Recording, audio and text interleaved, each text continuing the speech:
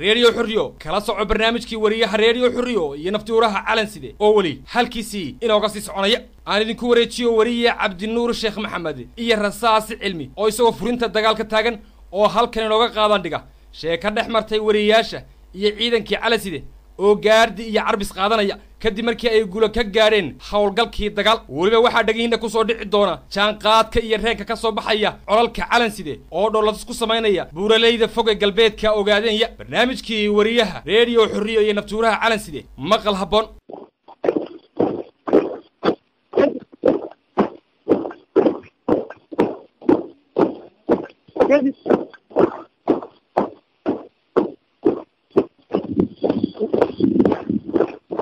وصنعنا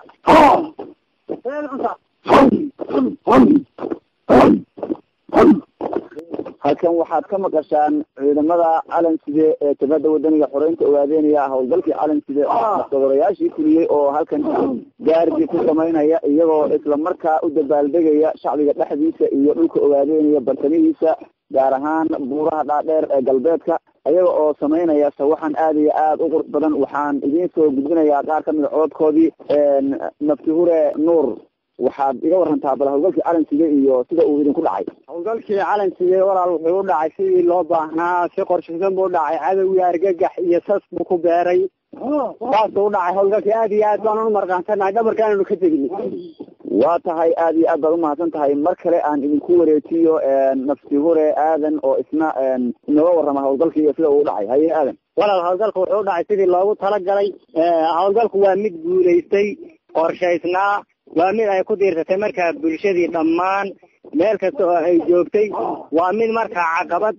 iyo ragaad ku noqda markaa gumaysiga Ethiopia aad buu isna u mahadsan yahay mar kale sal ariile iyo codkiisna aan idin soo gudbiyo idinku aad iyo aad uga dharagsan sawaxankaas dhageyna soo gaaray howlgalkana calan sida ay qaaday waxay ku qaaday ciidamada wayaanaha waxaana ku dhacay jab aad u ballaaran annaguna aad iyo aad ayaan ugu diirsanay waxaanana furanay qalabkoodii iyo hubkoodii iyo saanadoodii oo dhan aad iyo aadna way u lafjabtay waa tahay way mahadsan yihiin wariye rasaas aan kaa dhexgale ciidamada gaardinaya ee ka midka ahaa ciidamadii calan side ma la odhan karaa hadda maadaama ay hadda iska gaardinayaan oo ay saad aragtaba ama ku dhex joogtaba ay joogaan meelo ay ku gaardinayaan waxay joogaan area ay iyagu ama xoraysteen ama aamina xusid waxaa mudan markhaatimadoonna ah gaardiga aada maqasho iyo sida ay mataqaanaayey ugu kala baxsan yihiin goobta ay hadda joogaan taas oo la ogaan karo runtii xaqiiqana ah in ay tahay dhul ay xoraysteen gacmahooda iyo mataqaanaaye kartidoodana ay ku xoraysteen halkan waa goob ka mid ogaadeenaya waxayna xor u tahay oo gacanta ku haya ciidamada jabada wadaniga xoreynta ogaadeenaya waana goob ka mid a goobihii aw tababarkii qurxoonaa ayuu ka dhacay sidaas baanan ayna u ogaanayaan shacbiga iyo dhammaan ummadda soomaalida ogaadeen oo dhan ma ii dhibi kartaa isagoo oo tababarka wada taliyahan ciidanka gaardinaya ma ii dhibi kartaa ha waan kuu dhiibi karaa taliyaha ciidanka ee tababarka hadda dalbanaya waa kan sheekh shaafi aydiid codkiisa iga qabo السلام عليكم. عليكم السلام شيخ شافعي adigoo iska wata gaardiskiina idigoo iska wata waxaad kamid ahayd naftadooriyaashii hawlgalkii calan side bal ka waran hawlgalkii calan side hawlgalkii calan side sida loogu talagalay u dhacay ciidan kumaandoos oo waxbarashadiisa aad iyo aad u sareyso halkaana aad gaardigiisa ka maqlayso ayaa galay aad iyo aad baan ugu faraxsanahay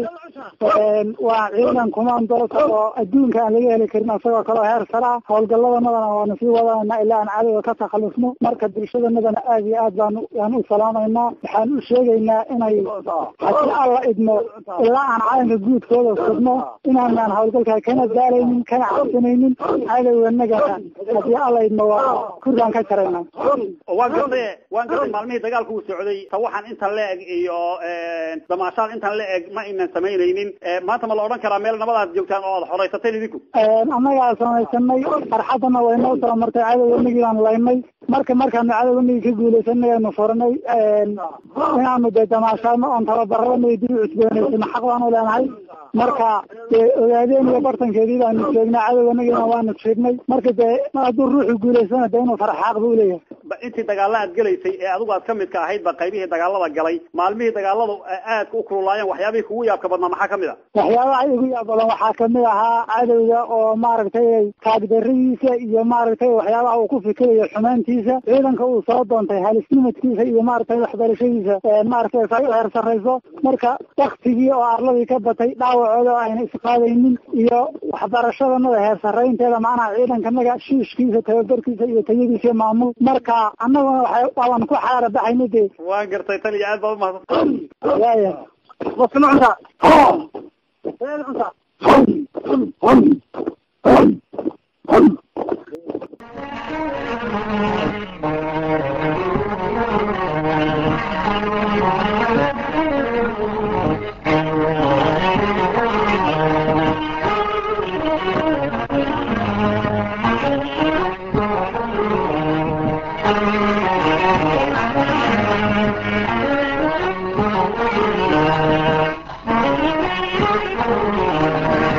waxaana hay naftii hore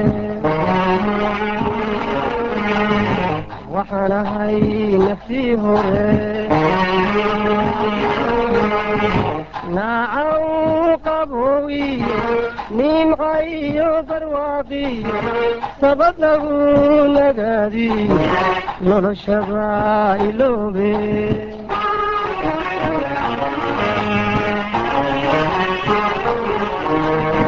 nacasoo gumaysigan nabarada qarsooniyo macaniga hadhayniyo igu reebay naafada nabad lama wadaage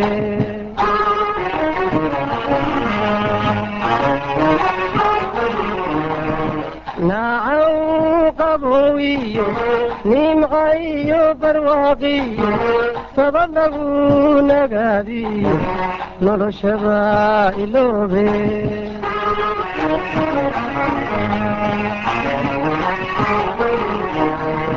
nacasoo gumaysigan nabarada qarsooniyo macaniga hadhayniyo igu reebay naafada nabad lama wadaage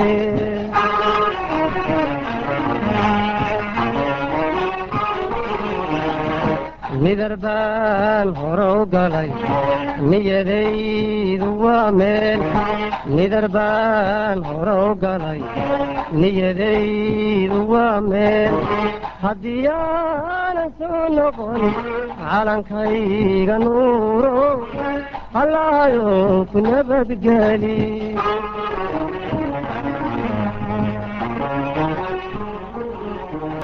naxariisna